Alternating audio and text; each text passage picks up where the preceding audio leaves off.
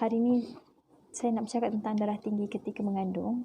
So, darah tinggi ketika mengandung ni sebenarnya melibatkan 3% daripada total wanita yang mengandung secara general lah. Tetapi kemungkinan percentage ni adalah underreported, mungkin lebih tinggi daripada tu. Isu kepada darah tinggi ni bukanlah sahaja kepada tekanan darah yang tinggi, tetapi dia boleh menyebabkan keadaan di mana kita panggil prasawan ataupun preeclampsia.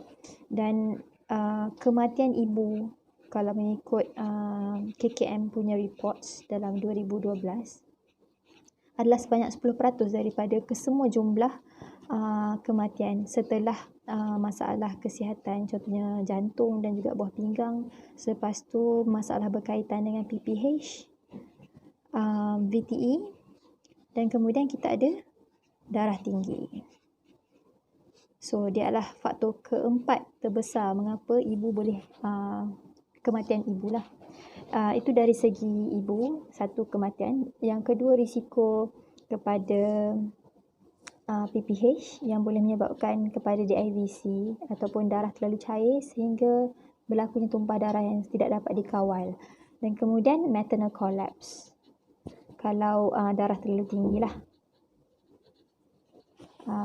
Tapi masalah yang saya nak sebutkan hari ini adalah bukan saja pada ibu, kerana PPH, DIVC dan maternal collapse ni mungkin saja doktor boleh bantu dengan advanced technology.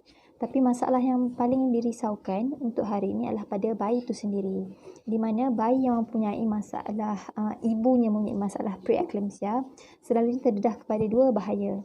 Yang pertama adalah IUGR, masalah pada IUGR dan juga kepada epigenetik dan yang menyebabkan long term sequelae ataupun kesan jangka masa yang panjang. Okey, iaitu kita panggil DOHAD.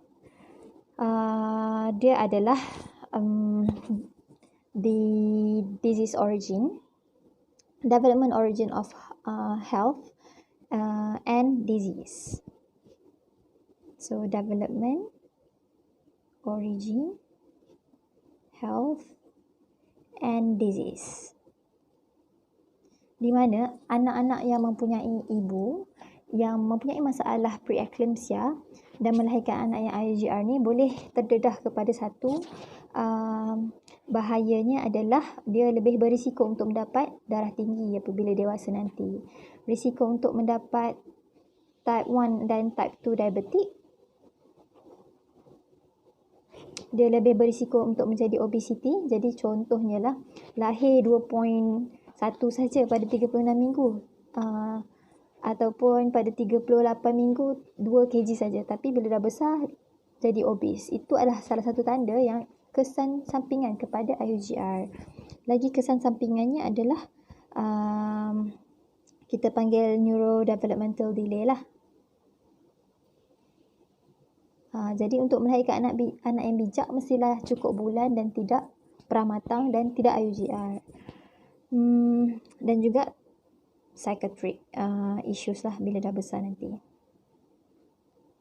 Dan berkaitan dengan IUGR, sekiranya doktor melihat bayi tersebut mempunyai masalah IUGR ataupun perkembangan dia terbantuk di dalam rahim, maka adalah indikasi untuk dilahirkan ataupun dikeluarkan lebih awal lah, sebelum 37 minggu. Jadi sebenarnya apabila kanak-kanak pramatang ni dia lebih terdedah kepada masalah yang pertama, dekat otak. Dekat otak ada risiko yang pertamanya adalah IVH lah kita panggil, ataupun intraventricular hemorrhage, pendarahan di dalam kepala. Ataupun dia boleh jadi periventricular leukomalacia. So, masalah di mana ada nekrosis ataupun tisu dekat grey matter, bahagian otak, tisu tersebut menjadi tisu yang matilah dan tidak berfungsi dekat white matter. Dan kemudiannya sekiranya bayi itu pramatang, mata akan ada masalah ataupun retinopathy of prematurity, ROP. Dan kanak-kanak ni akan mempunyai masalah RDS ataupun respiratory distress syndrome. Dia juga boleh terdedah kepada masalah kita panggil bronchopulmonary dysplasia. Bahasa singkatannya adalah BPD. Itu pada pernafasan, dan pada usus pula dia boleh mengalami masalah necrotizing enterocolitis ataupun BIP. SIP, spontaneous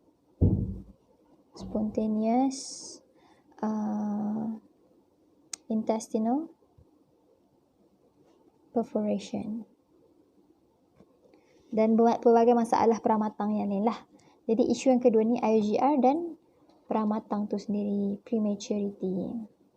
Okey, jadinya untuk mengelakkan keadaan ini berlaku, sebab keadaan ini boleh menyebabkan masalah pada kos bebanan medikal tu sendiri kepada terutama kepada ibu bapa dan juga negara tu sendirilah. Okey, jadi apa yang doktor boleh bantu sekiranya untuk salah satu usaha untuk mengelakkan perkara ini daripada berlaku lah. Jadi yang pertamanya, kalau dulu mengikut NICE Guideline 2010 dan sekarang kita dah ada perbaharui ISSHP 2018. NICE Guideline ni adalah guideline yang biasa doktor gunakan untuk melihat apakah ciri-ciri wanita yang mempunyai masalah darah tinggi ni sendiri. Okey, kalau NICE Guideline dulu, antara risikonya adalah primary gravida ataupun kandungan pertama. So, kandungan pertama tu sendiri adalah risiko on its own. Dan usia lebih daripada 40 tahun. So, ibu yang berusia lebih terdedah kepada masalah ni. Kalau jarak kelahiran tu lebih daripada 10 tahun pun terdedah kepada masalah hypertension. BMI lebih daripada 35. So, obesity merupakan masalah yang sangat membebankan sebenarnya. Kalau ada masalah family history of PE, maksudnya ibu kepada wanita yang sedang mengandung ni pun mempunyai masalah preeclampsia, maka risiko dia bertambah. Ataupun multiple pregnancy, contohnya twin. Okey, ini adalah moderate risk. Sekiranya high risk, jadi sekiranya anda tergolong dalam golongan ni, yang pertamanya ada hypertension disease in pregnancy itu sendiri, ada history of, maksudnya katakan ini adalah kandungan kedua, kandungan pertama atau kandungan sebelum tu dah pernah ada darah tinggi, CKD, chronic kidney disease, masalah dengan buah pinggang, autoimmune disease contohnya SLE, sudah mempunyai kita panggil DM type 1 atau 2 sebelum mengandung sendiri, dan juga chronic hypertension. Maksudnya sebelum mengandung sendiri dah ada masalah darah tinggi dan sebagainya. Ini termasuk dalam high risk. Apabila anda tergolong ke dalam dua golongan ni, apalah langkah yang seterusnya doktor akan sarankan adalah untuk start ubat. Nama dia aspirin. Aspirin adalah ubat untuk mencairkan darah. Dulu kita bagi dalam 75 mg OD. Okey, tapi ini adalah guideline yang lama lah. Okey, apa yang boleh kita lakukan? Guideline terbaru untuk hypertension ni adalah International Society of to Study Hypertension in Pregnancy in 2018. So, dia advocation based daripada Poon et al. Poon et al adalah anak murid kepada Kypros Nicolaides, seorang doktor fitomaternal yang terkenal lah. Okey, jadi Poon et al dia kata antara risiko yang menyebabkan wanita tu mempunyai risiko untuk kena preeclampsia ni, yang pertamanya adalah pernah mengalami history of PE. Anak kandungan sebelum ni pernah dapat preeclampsia. Yang kedua, sekiranya ada chronic hypertension. Yang ketiga, multiple gestation. Yang keempat, sekiranya mempunyai DM ataupun pre-gestational diabetes mellitus. BMI, kalau sebelum ni kita ambil BMI 35, sekarang kita ambil BMI 30, sudah berisiko. Sekiranya kandungan adalah kandungan IVF dan juga ibu tu pernah mengalami sedang mengalami ataupun ibu tu memang ada SLA, ini semua adalah berisiko. Tetapi sensitiviti untuk kes-kes seperti ini hanyalah 30%, 36%. Sekiranya sensitiviti untuk melihat risiko preeclampsia itu sendiri ingin ditambah untuk menjadi 80%, selalunya doktor akan melakukan beberapa ujian. Yang pertama adalah uterine artery Doppler yang dilakukan dalam 20 minggu. Yang keduanya, doktor boleh juga menghantar biomarkers seperti PAP-A, Pregnancy Associated Plasma Protein A, dan juga PLGF. Ataupun doktor boleh juga hantar, kita panggil placenta growth factor ni, ataupun kita panggil SFLIC. Dia adalah biomarker SFLIC1. Dia adalah biomarker yang boleh digunakan untuk meningkatkan prediction untuk ada darah tinggi ataupun tidak. Okey, menurut kajian Poon et al. Ni, sekiranya kita combinekan uterine artery Doppler, biomarkers dan juga MAP ibu, mean arterial pressure ibu, dia boleh meningkatkan sensitivity kepada 80%. Okey, jadi apa perbezaan advocation ataupun treatment yang patut anda lalui setelah sekiranya anda termasuk dalam golongan ni?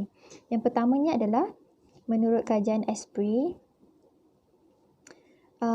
sebaik-baiknya 12 minggu hingga 16 minggu adalah golden window untuk start aspirin. Dan sekarang kita advocate penggunaan aspirin 100 hingga 150 miligram satu hari sekali pada sebelah malam terutamanya. Dan sampai delivery lah. Yang keduanya, dalam aspirin tadi dia menekankan lebih kepada penggunaan 150 mgod lah aspirin sampailah delivery.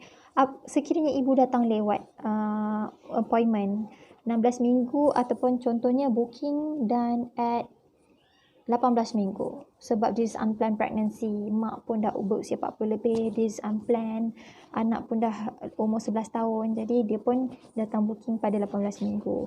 Sebenarnya kalau booking pada 18 minggu ni, dia telah mendedahkan anak kandungannya kepada risiko yang saya sebutkan terlebih dahulu. Jadi jangan booking lewat.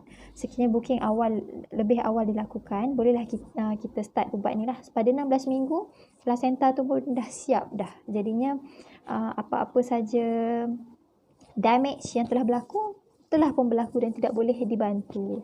Tetapi masih ada sedikit benefit lah. Sehingga 20 minggu tu masih boleh diberilah aspirin. Jadi antara avocation lain dalam aspirin dan ISSHP adalah kalsium.